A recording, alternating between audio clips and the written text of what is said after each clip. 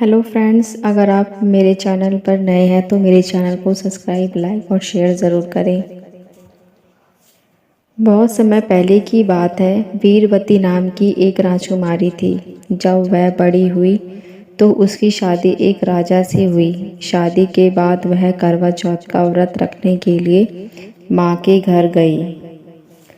वीरवती ने भोर होने के साथ ही करवा चौथ का व्रत शुरू कर दिया। वीरवती बहुत ही कोमल और नाजुक थी। वह व्रत की कठोरता सहन नहीं कर सकी। शाम होते होते उसे कमजोरी महसूस होने लगी और वह बेहोश सी हो गई। उसके 7 भाई थे और उसका बहुत ध्यान रखते थे। उन्होंने उसका व्रत तोड़वाना ठीक समझा। उन्होंने पहाड़ पर आग लगाई और उसे चांद निकलना बताकर वीरवती का व्रत तोड़वाकर भोजन करवा दिया। जैसे ही वीरवती ने खाना खाया, उसे अपने पति की मृत्यु का समाचार मिला। उसे बड़ा दुख हुआ और वह पति के घर जाने के लिए रवाना हुई। रास्ते में उसे शिव जी और माता पार्वती मिले। माता ने उसे बताया कि उसने झूठ चांद देखकर व्रत तोड़ा है, इसी वजह से उसके पति की मृत्यु हुई है। वीरवती अपनी गलती के लिए क्षमा मांगने लगी।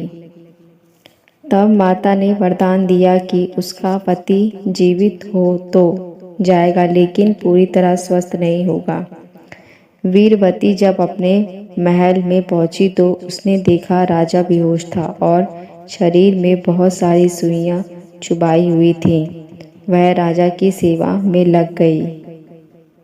सेवा करते हुए रोज एक एक सुई निकालती गई। 1 वर्ष बीत गया। अब करवा चौथ के दिन बेहोश राजा के शरीर में सिर्फ एक सुई बची थी। रानी वीरवती ने करवा चौथ का कड़ा व्रत रखा। वह अपनी पसंद का करवा लेने बाजार गई। पीछे से एक दासी ने राजा के शरीर से आखिरी सुई निकाल दी।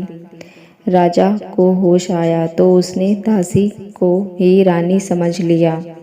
जब रानी वीरवती वापस आई तो उसी दासी बना दिया गया। तब भी रानी ने चौथ की व्रत का पालन पूरे विश्वास से किया। एक दिन राजा किसी दूसरे राज्य जाने के लिए रवाना हो रहा था।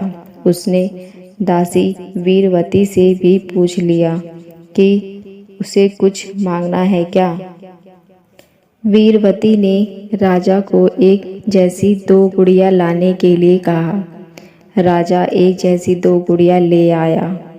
वीरवती हमेशा गीत गाने लगी। रोली की गोली हो गई, गोली रोली हो गई। रानी दासी बन गई और दासी रानी बन गई। राजा ने इसका मतलब पूछा तो उसने अपनी सारी कहानी सुना दी। राजा समझ गया और उसे बहुत पछतावा हुआ। उसने वीरवती को वापस रानी बना दिया और उसे शाही मान सम्मान लुटाया। माता पार्वती के आशीर्वाद से और रानी के विश्वास से भक्तिपूर्ण के कारण उसे अपना पति और मान सम्मान वापस मिल गया। मैं आशा करती हूँ ये कहानी आपको अच्छी लगी होगी। अगर अच्छी लगी हो तो मेरे चैनल को सब्सक्राइब, लाइक और शेयर ज़रूर करें। अब मिलते हैं नई कहानी के साथ। देखने और सुनने के लिए धन्यवाद।